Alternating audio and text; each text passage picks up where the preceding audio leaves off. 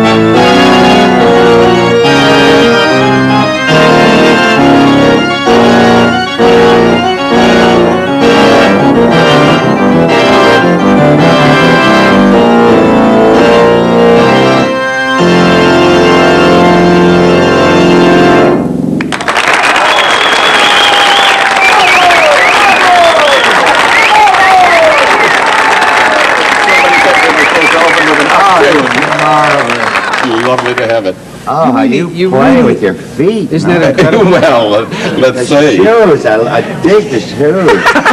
I bought the shoes at the same place you bought yours, and you know perfectly well. I love it. You have a special reason for enjoying the comparison to Lee's showmanship. I have with pleasure, because if you've got something to show, get it in the open.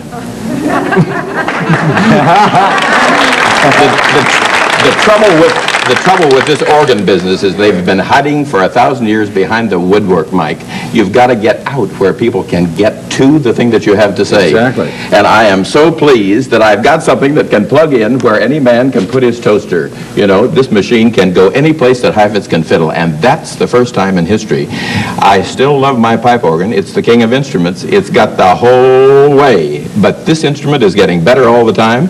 Next year they're building me one with 5 keyboards. It's going to be a real socceroo. It will have everything from soup to nuts, and I can't wait to get it in the truck. You know what? That enthusiasm. I think it's marvelous. The kids have discovered Virgil Fox. That's right. They Young people love him. He gives concerts. He wears jeans, you know? Yeah, and the kids just dig him. They've never heard an organ played like this before. You're fantastic. You know, at the Fillmore, it's a very dangerous thing to walk in front of that gang that have heard nothing but rock and roll and have only Bach as your boyfriend.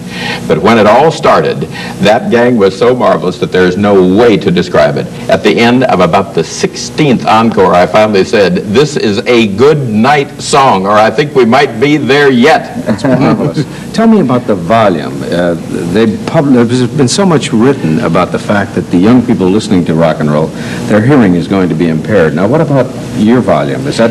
You know something? The volume of this instrument, even though it is intense, comes from 160 speakers.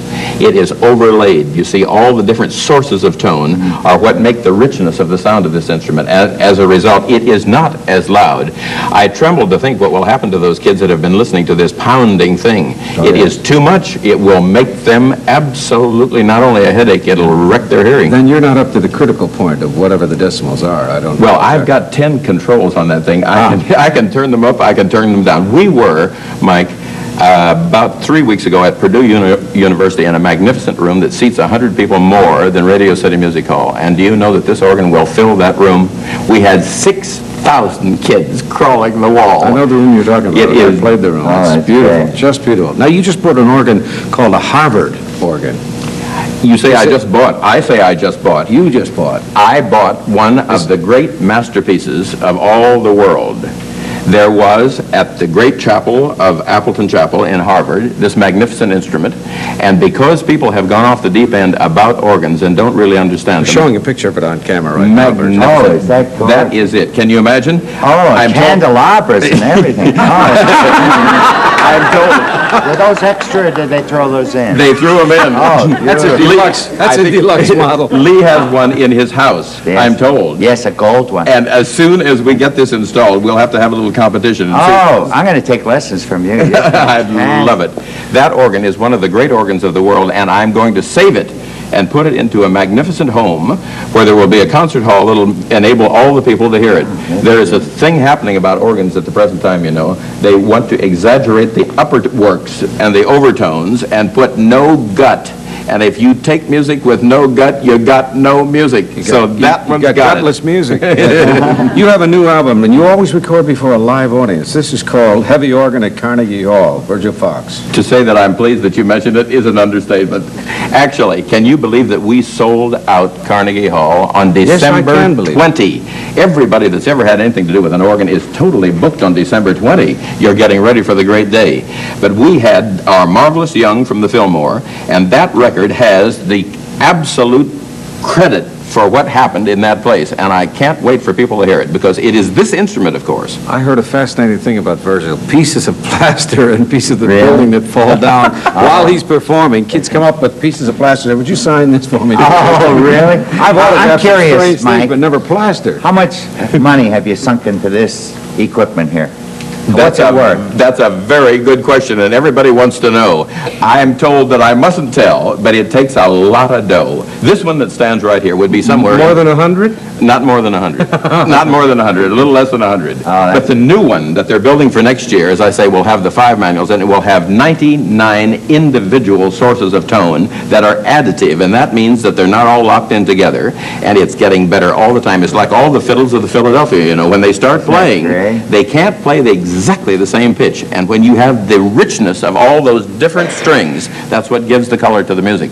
And with the new one, we'll start in on a new kind of deal entirely with this organ. It will have 99 sources of tone. We'll play together with that one. Oh, great. Now, when Virgil was here last, I told him that Lee was going to be on the show, and I had hoped that you two could work out a duet, and they have. So we we're going to hear? Be delighted to show you what is possible. Virgil Fox? Excellent. Let's go to town. Okay. And we may involve the audience a little bit. How about it? Excuse me. They say we have to have a tag. So here's the tag.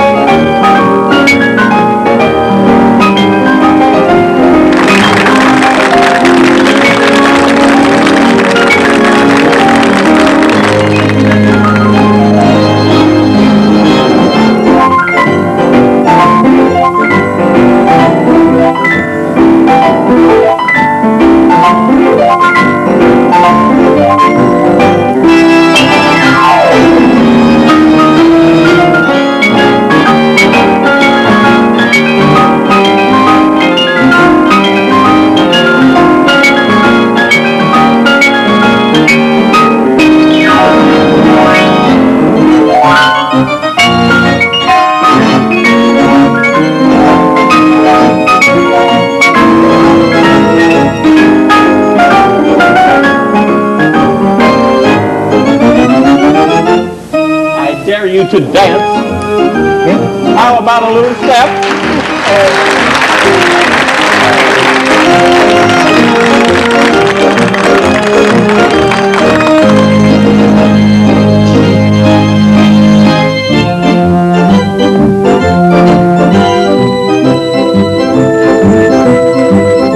Anybody could dance if they wore a coat like that, baby.